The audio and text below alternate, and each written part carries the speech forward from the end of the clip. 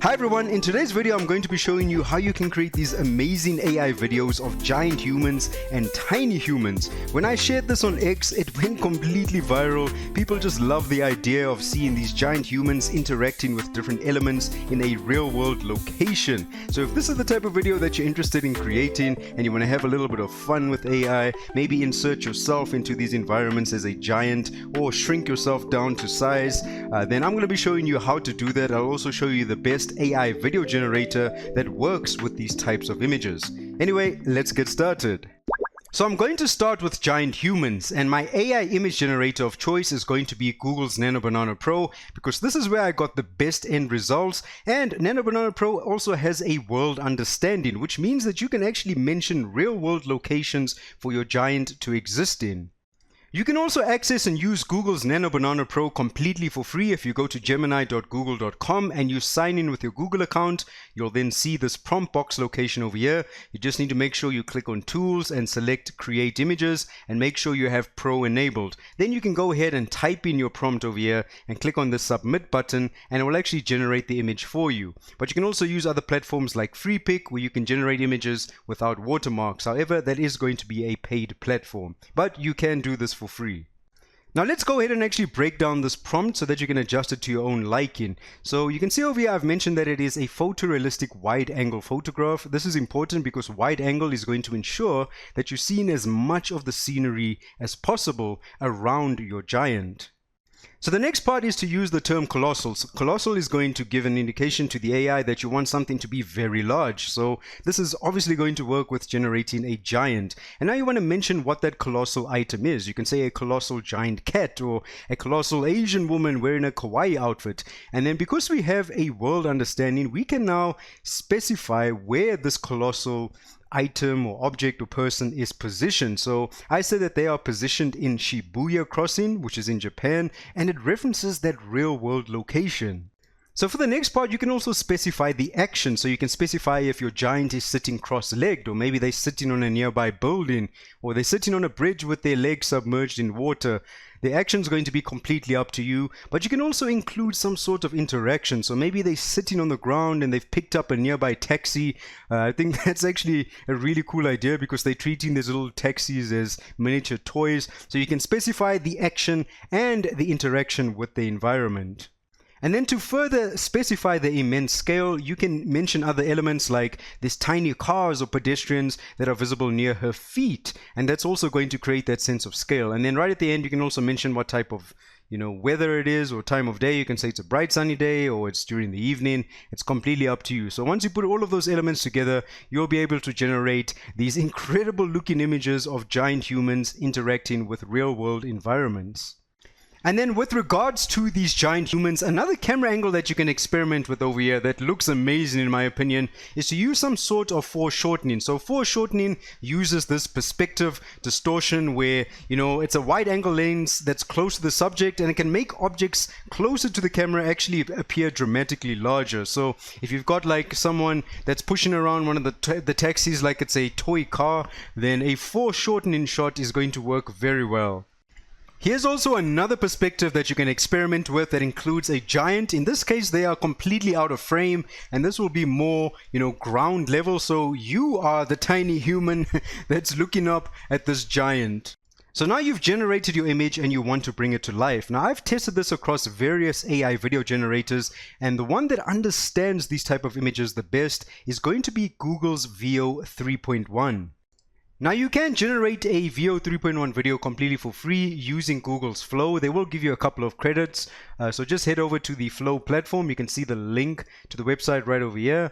Once you've logged in, you will just click on New Project, and it's going to create a new project for you.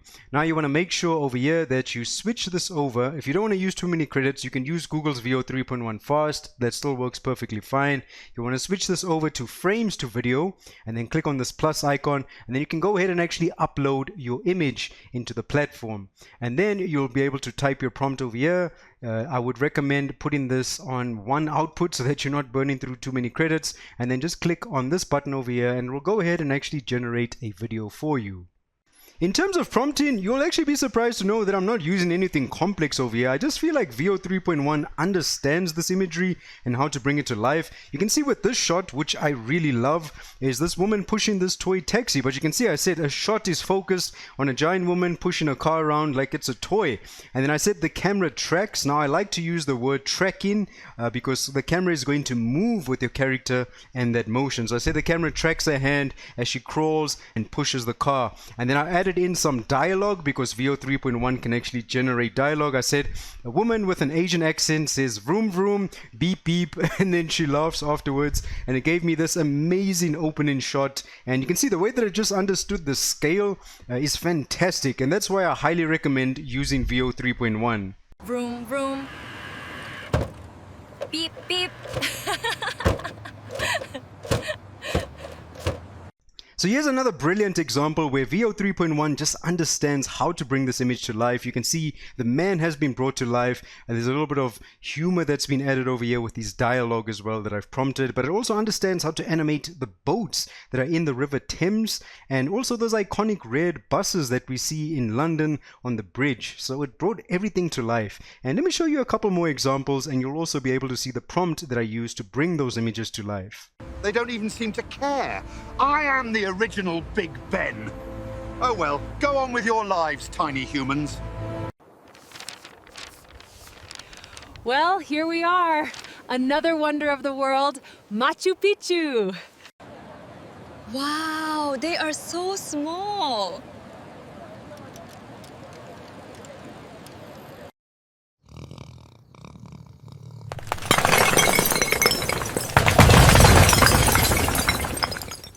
Another AI video generator that you can try, but I do think Veo 3.1 is still better, but give this one a try because it's free. It's going to be Grok Imagine. So upload some of your images over here, give them, some context and see how it actually brings it to life. But I still think that Veo 3.1 has the best understanding of how to bring these giant images to life. Anyway, have fun with this idea and go wild. So now it's time to create some tiny humans, so we're going to shrink them down and make the world around them a lot larger. Now this prompt was actually quite tricky because Nano Banana Pro likes to generate images of, these little toys or miniatures, and sometimes you will still get generations like that, but I've created this prompt in a way that it's going to force realism so that it always looks like a photorealistic human in this larger than life environment. Probably the most important thing to mention over here is that it is a macro photo of a living and biologically detailed tiny human.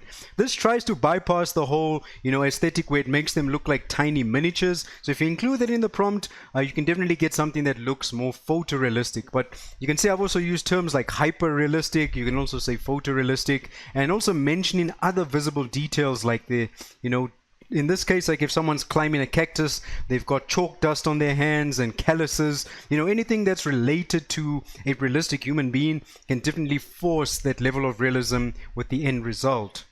You also want to mention the type of action that's taking place and the interaction with maybe an element within the scene. Like maybe you've got this tiny person holding a leaf that they're using to shelter from the rain. And then you want to also specify the scene because this helps establish the scale. So maybe they are on the forest floor with giant pebbles and tall blades of grass.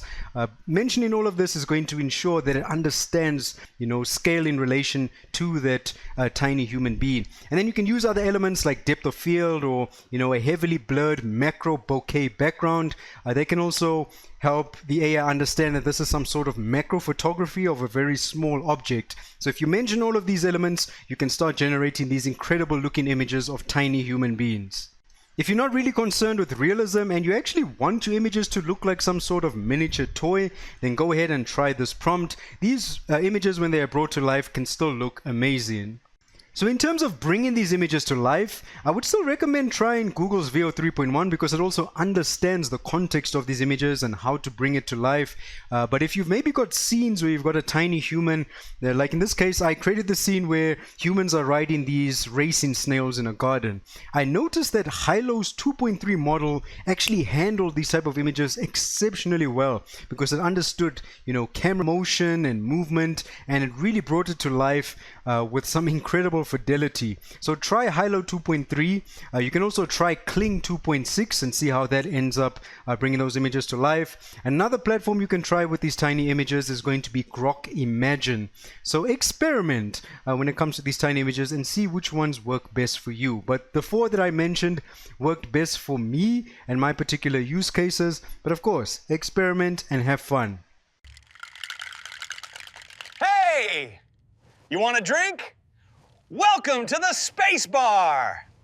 Alright, so that's going to be the end of this video, so have fun creating your own tiny and giant human videos. I provided all of the prompts completely for free in this video. If you want an easier solution, I actually created a document. It is a paid document, but it contains 100 creative use cases across multiple creative industries, so it's jam-packed with value. But all of the prompts that you saw in this video, you can literally just go onto the document and you can copy and paste them and use them. So yeah, this is also a great way to support me and the channel, because creating all of these videos and all of these documents requires a lot of effort. I'm doing all of this by myself, so I would really appreciate that. And then you guys obviously gain access to a very valuable resource that you can use moving forward. So like I said, there's tons of use cases over here that you can try. Anyway, you guys are super awesome, so stay tuned for some more videos and tutorials, and goodbye.